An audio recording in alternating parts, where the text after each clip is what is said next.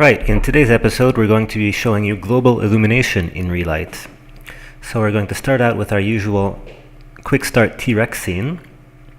Compute all. That's going to compute the shadow maps, rasterize and shade all in one. And that is our initial image.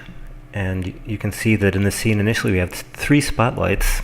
The key light, which is above the T-Rex and a little bit behind him, and that's its contribution to the image. The rim light, which is behind the T-Rex, and there's its contribution. And the fill light, which is in front of it.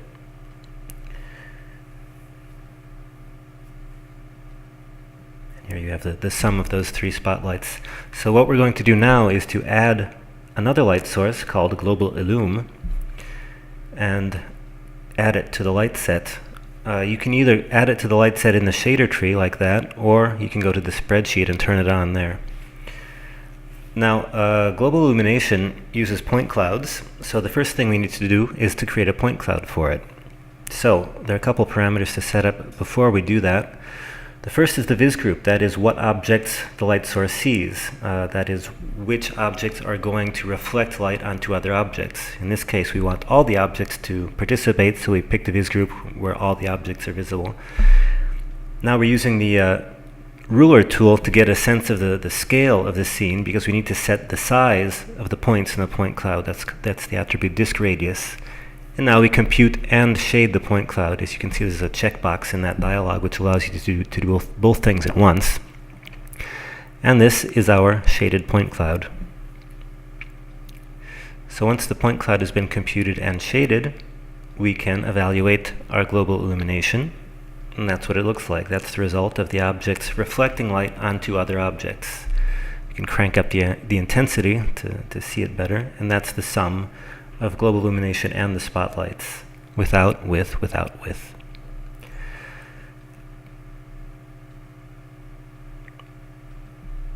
Now if we change the materials in the scene, and reshade, you'll notice that this result is not correct. It's not correct because we also need to reshade the point cloud.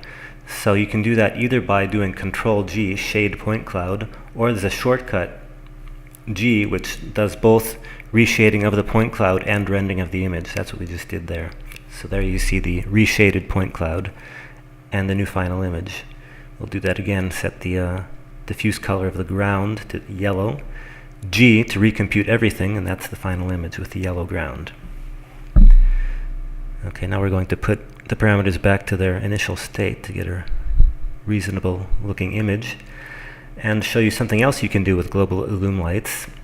You can use a global illum light as an environment light as well. That is, we can set the environment color, and it's as if you had an environment light, but in addition that light will also be reflected by other objects. So that's what we're showing you here. We can also, as with environment lights, connect a texture to the environment color of the global illum light. So here we're picking a texture map, an environment map, and connecting it to the global illum's environment color. This is the texture.